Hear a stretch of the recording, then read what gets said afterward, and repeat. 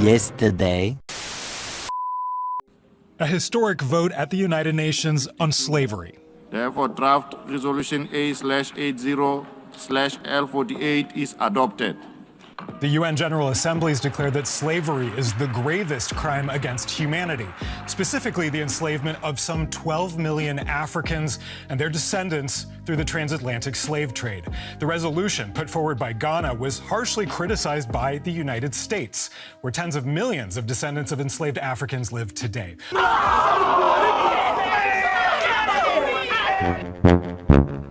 Berean Scholar. Berean Scholar. Waking up the people of the Most High. Got the knowledge to destroy the lies. DNA history, open eyes. Walk into the darkness and turn on the lights. Wake up, wake up, wake up, wake up, wake up, wake up, wake up, wake up, wake up. Ghanaian President John Mahama has received overwhelming support from United Nations members to recognize the past transatlantic slave trade as a crime against humanity and the need for reparations for African nations. The resolution on the matter was introduced on Wednesday at the General Assembly in New York. It received 123 votes in favor, 3 votes against. They were Argentina, Israel, and the United States, while 52 countries, mostly European, including the UK, Portugal, and Spain, all abstained. This is when the vote actually took place. Resolution A/80/L48 entitled Declaration of the Trafficking of Enslaved Africans and Racialized Chattel Enslavement of Africans as the gravest crime against humanity. Will all delegations confirm that their votes are accurately reflected on the screen? The voting has been completed. Please lock the machine. No. The result of the vote is as follows. In favor, 123, against 3, abstentions 52. Therefore, draft resolution A/80/L48 is adopted. Folks, as we said, the 3 countries that actually voted against this resolution were the United States, Argentina, and Israel. Folks, as we said, the 3 countries that actually voted against this resolution were the United States, Argentina, and Israel. You didn't see that coming? In addition to its obvious legal problems, this resolution is also unclear as to who the recipients of reparatory justice would be. The drafters and supporters of this resolution seem to believe it is them. The United States strongly objects to the cynical usage of historical wrongs as a leverage point in an attempt to reallocate modern resources to people and nations who are distantly related to the historical victims. The United States would also like to express disappointment in the arbitrary historical perspective of the text. Trafficking in African slaves began long before the 15th century and sadly continued even after the 19th. These dates were clearly selected for political reasons rather than historical accuracy. All trafficking of enslaved Africans and racialized chattel enslavement of Africans deserve to be condemned, not merely the political expedient. Also, there are some fake news articles suggesting that the sponsors of this resolution called into question President Trump's support of the Black community. We reject any such suggestions. Indeed, President Trump has done more for Black Americans than any other president and enjoyed historic support from the Black community in the 2024 election. He is working tirelessly to deliver for them and make our country greater than ever. Finally, we must express our deep disappointment regarding the process that led to this text.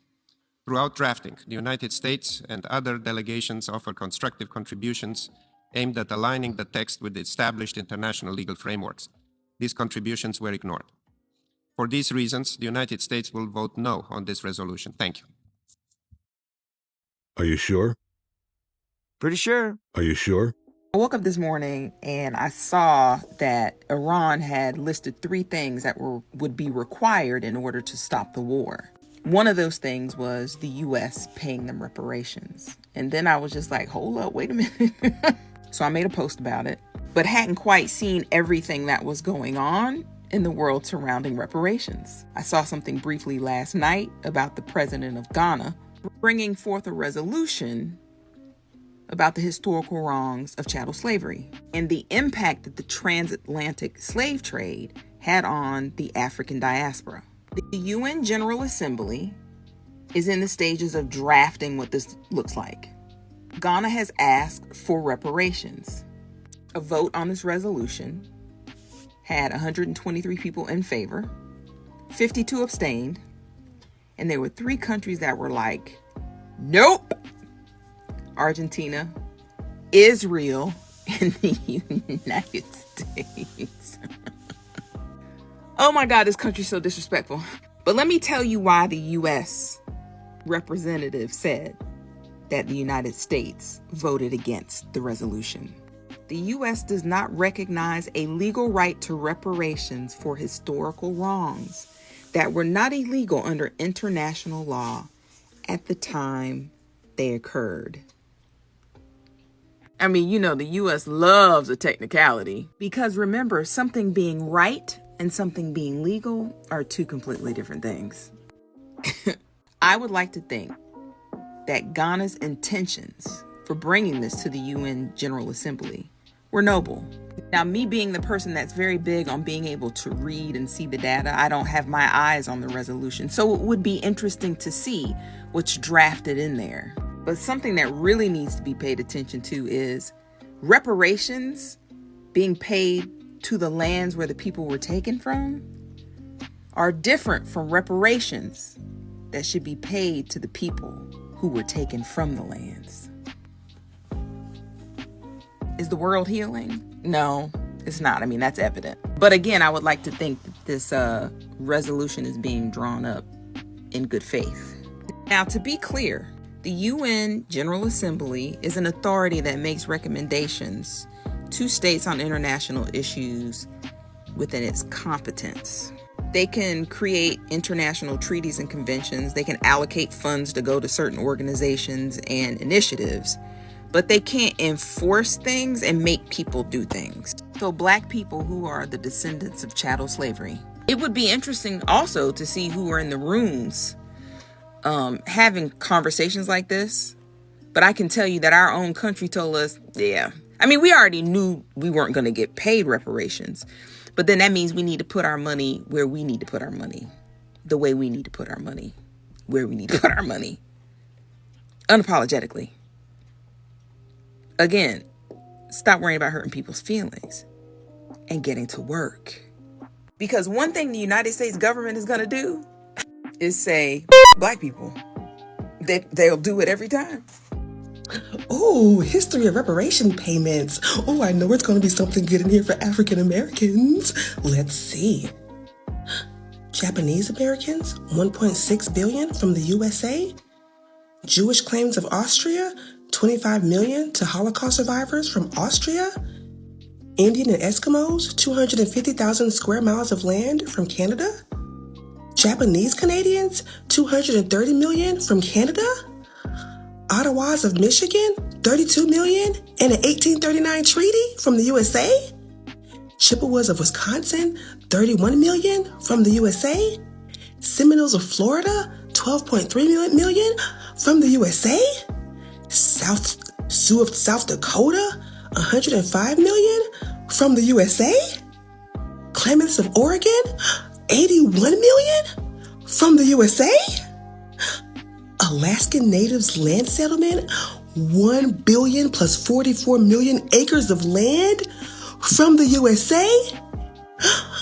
German Jewish Settlement, 822 million to Holocaust survivors, Germany. I know it's going to be something good in here for African Americans. I know it is.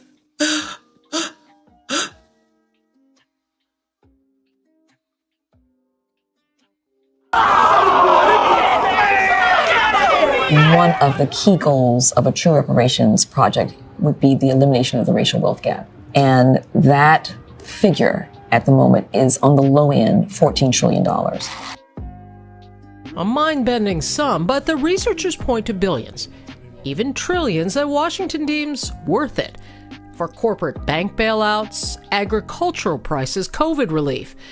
By their accounting, an average of $850,000 paid to each family descended from enslaved Africans might only scratch the surface of the nation's true debt. What does America as a society owe Black Americans? Restitution. Absolutely. Yeah. Restitution. And the capacity to be engage. able to participate on an equal basis in this society. We hand out checks today. Can they accomplish that? Well, They can go a long accomplish way. a whole lot. Yeah. So could land. And what happened to those 40 acres for Black freedmen? Well, after Lincoln's death, his successor, Andrew Johnson, quickly rescinded the field order, reneging on the promise. If those 40 acres had stayed with those people who were supposed to get it, We would have altered the entire dynamic of economic inequality by race in the United States. It's one thing to talk about slavery in the abstract. It's another to name the very companies that benefited from the blood, labor, and legacy of our ancestors. These weren't just small-time operations. These are some of the biggest corporations in the world. Many still in business, still making billions, and still serving Black communities today without ever paying the debt that they owe. So let's name 18 of them.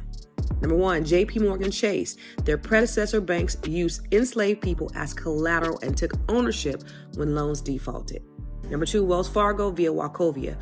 Wachovia admitted it directly benefited from slavery. Some of its original banks owned human beings. Number 3, Bank of America. Several of its predecessor institutions financed slavery and the slave economy. Number 4, Citibank. Tied to financing the cotton economy, America's most valuable export built entirely on slave labor. Number 5, Barclays, the British multinational that inherited wealth and influence from investments in the slave trade. Number 6, Royal Bank of Scotland. They provided loans and banking services to slave owners and traders. Now let's look at some insurance companies. Number 7, New York Life, formerly Nautilus Insurance, sold over 500 life insurance policies on enslaved people, payable not to their families, but to the slave owners. Number 8, AIG, through acquired firms, sold insurance on enslaved Africans. Number 9, Lloyd's of London, one of the earliest insurer of slave ships and enslaved people during the transatlantic slave trade. Now let's look at some elite universities. Number 10, Harvard University, benefited from donations and endowment funded by slavery. Number 11, Yale University, built wealth through donors, trustees, and faculty involved in slavery. Number 12, Princeton University, educated the sons of wealthy Southern slaveholders and supported slavery ideologically. Number 13, Georgetown University, sold 272 enslaved people in 1838 to pay off debt and recently began effort towards reparation. Number 14, Brown University, published an in-depth study of its own slavery ties, revealing deep involvement. Now let's look at industry and trade. Number 15, Lehman Brothers, began as a cotton broker in Alabama. Cotton was America's #1 export, and it was built entirely on the backs of enslaved Africans. Number 16, CSX Corporation, admitted to using enslaved labor to build its southern railroads. Number 17, Norfolk Southern Railway, also built its infrastructure with the forced labor of enslaved people. Number 18, Canadian National Railway. They're tied through acquisition to railroads in the U.S. South that were built by slave labor. Now let's be clear, these companies didn't just survive the era of slavery, they profited from it, they grew off of it, and many of them continue to profit today, often while serving Black customers, insuring Black homes, and issuing loans to Black businesses without ever fully reconciling the past. So the next time somebody asks you, why y'all still talking about slavery?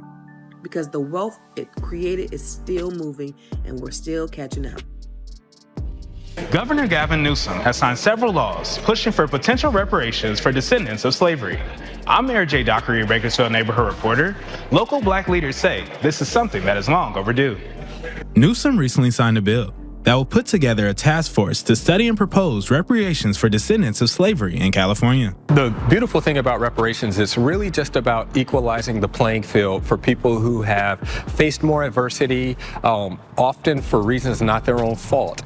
To have some of that burden of adversity taken away, I know that it's going to have transformational impact around the state, but also right here in Bakersfield, right here in Kern County. As I reached out to multiple leaders in the community, majority of them are for the agency. They're excited to see what potential benefits are available for those who are descendants of slavery. I think the governor did something that no one else has done, which is actually apologize. And so once you have that apology in effect, of course, then now how do you fix what you're apologizing for? And I think that's where we're in that step of doing it. I think other states will also take on that same sentiment when trying to move forward. Members of the Black Caucus are excited for this new development and are thankful for the state apology for the discrimination and slave encampment of their people. I love California, and this is one of the reasons why I believe that our state and the leadership of the state has always been incredibly courageous. There is a quote from James Baldwin that says, "Everything that is faced can't be changed, but nothing can be changed until it is faced." Supporters of these bills say they're excited for what they are calling the road to repair. The United States has been sending money to Israel for decades. In fact, Israel has been the largest cumulative recipient of U.S. foreign assistance since World War II. Now, so far, Israel has racked up a total of approximately $142.3 billion in aid. Just to give you the scope of how much this is annually, Israel received $3.2 billion in aid in the fiscal year 2017 alone. In 2016, the United States formally signed a foreign aid agreement with Israel. It's the largest aid package in American history. It requires the United States to send $38 billion in military aid to Israel over a 10-year period, and it prohibits any future president from withdrawing from the agreement until 2026. What's that? Oh, America sends over $3.8 billion over to Israel every year? Why is that? Oh, I'm glad you asked, because there's a plethora of benefits that Israelis get that Americans do not. What? Tell me more! Yeah, if you didn't hear me right, we send over $3.8 billion over to Israel every year, and here's some of the benefits they get over what Americans do not get. First and foremost, universal health care. They just give them health care over there. I love that. The Israeli government gives each household a payment per child. Every child they have, they get a monthly household payment for them. I love it. Free mental health services. Subsidized childcare, meaning it just adjusts to their household income on how much they'll have to pay for childcare. Tuition for college is relatively low, and most people end up not having any debt at all. I love it. What does America get, you ask? Oh, nothing. No, we pay for everything. I love that. Before I post this, I look to see how much my state gives to Israel every year. I suggest you do the same. How much your state gives to the Israeli government. What's up, guys? So I was pretty curious about the numbers, so I went and looked up every state. And I'm going to read them off to you. I would still suggest looking this up for yourself, because you can also type in your city. And along with telling you how much your state sends to Israel or city sends to Israel, it also gives you some examples of things they could put that money toward instead. The site to find out this information is in my link tree. It's the very first link, and then you just scroll down. It should let you type your state in, and then it should look something like this. So Alabama, for example, sends $33,676,728 to Israel. And this is where it talks about where that money could go instead. An example being 11,717 children receiving free or low-cost healthcare. Now I'm going to go through the rest of these in alphabetical order. Alaska sends $7,103,164 to Israel. Arizona sends $66,882,938. Arkansas sends $90,804,626. California sends $609,846,124. Colorado sends $76,531,959. Connecticut sends $69,076,862. Delaware sends $9,839,296. Florida sends $285,309,129. Georgia sends $96,048,471. Hawaii sends $13,001,808. Idaho sends $15,635,429. Illinois sends $152,739,191. Indiana sends $51,504,350. Iowa sends $25,577,209. Kansas sends $26,470,662. Kentucky sends $28,508,008. Louisiana sends $29,474,662. Maine sends $11,670,145. Maryland sends $79,566,659. Massachusetts sends $129,975,320. Michigan sends $89,397,606. Minnesota sends $65,219,273. Mississippi sends $14,664,836. Missouri sends $51,434,656. Montana sends $9,744,525. Nebraska sends $17,319,630. Nevada sends $36,452,510. New Hampshire sends $19,552,527. New Jersey sends $144,843,867.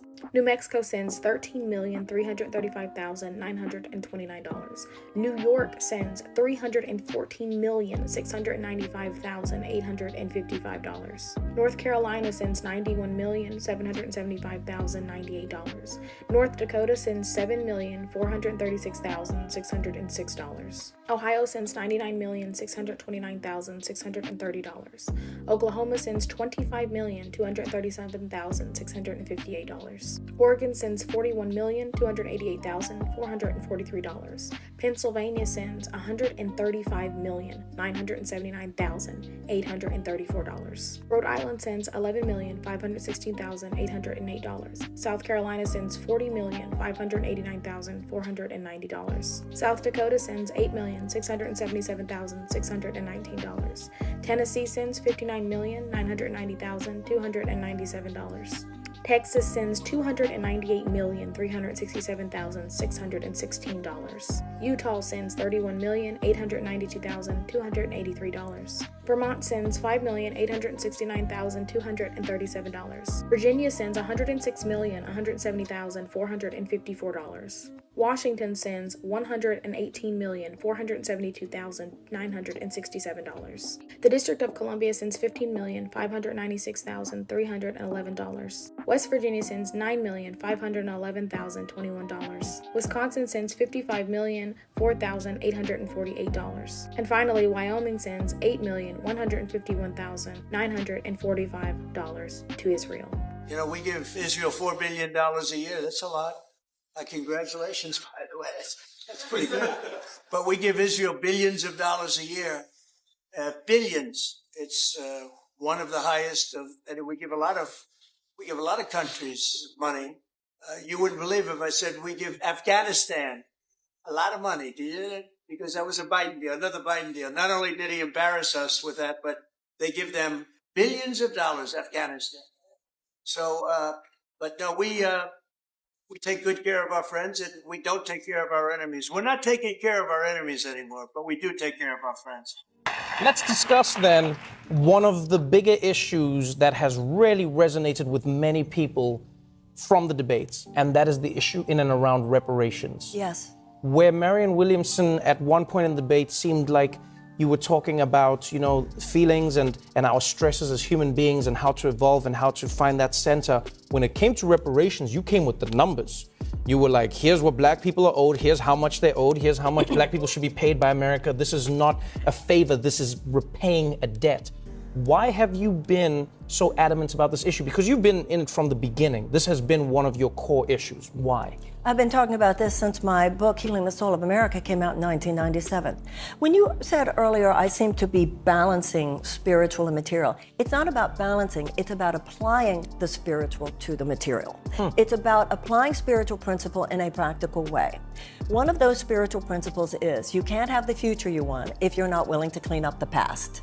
Now, when Catholics go to confession, or when Jews on the holiest day of the year, the day of Yom Kippur, the days the Jew confesses the sin, has a day of atonement. In Alcoholics Anonymous, you're told that you have to take a fearless moral inventory and admit the exact nature of your character defects. This is as true of a nation as is of an individual, because all that a nation is a group of people. So the same psychological and emotional processes are at play. America will not have the future that we want if we're not willing to clean up this original character defect of racism. Now, I do not believe, it's not my belief or my experience, that the average American is a racist. It's not. But I do think that the average American is woefully undereducated about the history of race in the United States. So I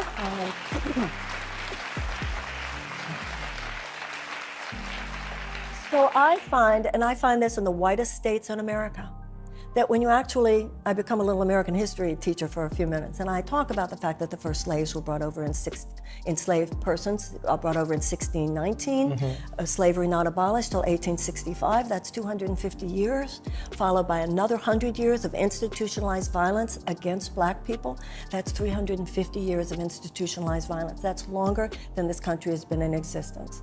I tell people about Tecumseh Sherman at the end of the Civil War, promising to every former slave family of 4, 40 acres and a mule. Because think about it, you've been a slave and now you're free, but as Martin Luther King said 100 years later, they were freed, but what were they freed to? So I'm not minimizing the sacrifices or struggles or successes of any of our ancestors, Black or white, but the issue of economic restitution, that gap that existed at the end of the Civil War, has simply not been addressed. It has not been achieved, and it's time. So Germany has given $89 billion in reparations to Jewish organizations since the end of World War II. Doesn't mean the Holocaust didn't happen. But those reparations have gone far towards establishing reconciliation between Germany and the Jews of Europe. And in 1988, Ronald Reagan signed the American Civil Liberties Act, where we gave to every surviving prisoner of the Japanese internment camps in World War II between $20,000 and $22,000. So the idea of a people that has wronged another people giving financial restitution in acknowledgement of that wrong, in acknowledgement of a debt to be paid and a willingness to pay it, is not a fringe idea and should not be treated as such. We take good care of our friends and we don't take care of our enemies. We're not taking care of our enemies anymore, but we do take care of our friends. I'm leaving here with something. You know what I mean? I'm from around the way. I'm leaving with something. What do you think about this topic? Please leave your comment in the comment section below. Please be nice.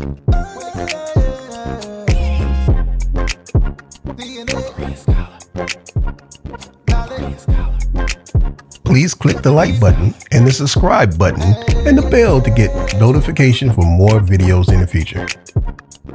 Thank you for watching this video on the Berean Scholars channel.